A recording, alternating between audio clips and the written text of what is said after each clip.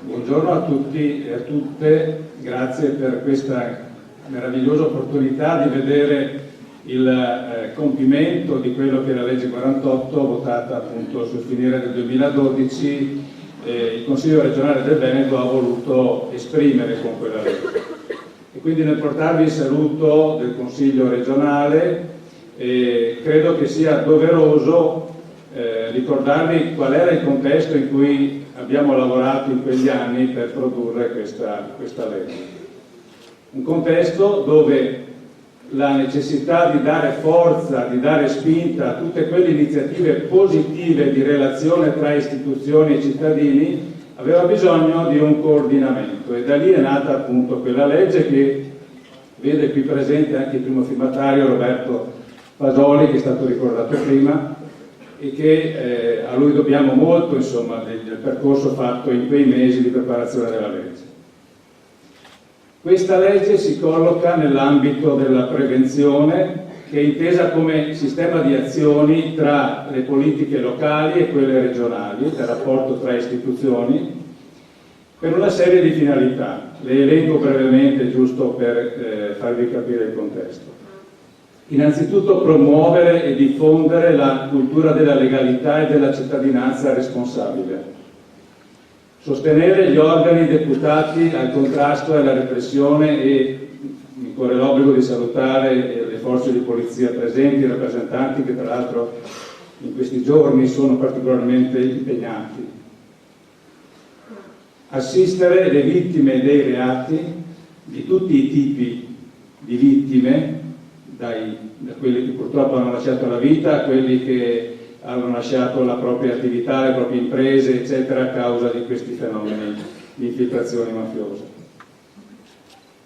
Sostenere e garantire l'imparzialità e la trasparenza dell'azione amministrativa, compito primario delle istituzioni, attraverso un codice di autoregolamentazione.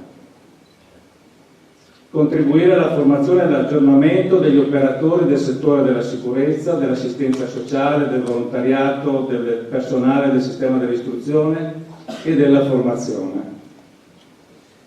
Ampliare l'informazione anche ai fini della prevenzione rivolta agli operatori economici di ogni settore di attività, che anche qui in Veneto, come abbiamo visto, sentito dai dati, è permeata purtroppo da queste presenze, da queste infiltrazioni mafiose. Svolgere attività di ricerca, documentazione, informazione e comunicazione. Ecco, allora i progetti ai quali voi avete partecipato come istituti scolastici sono la rappresentazione plastica che si traduce attraverso appunto gli obiettivi che avevamo fissato allora e i progetti che oggi voi presenterete. Quindi a nome del Consiglio regionale un particolare ringraziamento a tutti coloro che hanno lavorato per portare a compimento questi progetti, ritenendoli un primo passo. L'attuazione di questa legge è solo all'inizio. Ci auguriamo che il percorso con questa giornata regionale possa diventare strutturale, ogni anno vederci riuniti per mettere insieme le esperienze vissute e rilanciare con nuove opportunità. Concludo leggendovi un messaggio che avevamo condiviso l'anno scorso con Don Luigi Ciotti, che era stato insignito da parte del Consiglio regionale del Leone d'Oro. Lo conoscete tutti, non serve che ci siano tante presentazioni. Con lui dicevamo: non basta quindi commuoversi, bisogna muoversi insieme lungo i percorsi difficili della legalità per istituire e restituire verità e dignità alle persone e alle istituzioni. Perché la carità e la giustizia sono indivisibili. Dobbiamo farci carico delle fragilità di tutti per incoraggiare la speranza di cambiamento che c'è in ciascuno. Diamo valore alle relazioni umane, facciamo spazio alle aspettative dei più giovani, mettiamo in evidenza le cose belle e positive.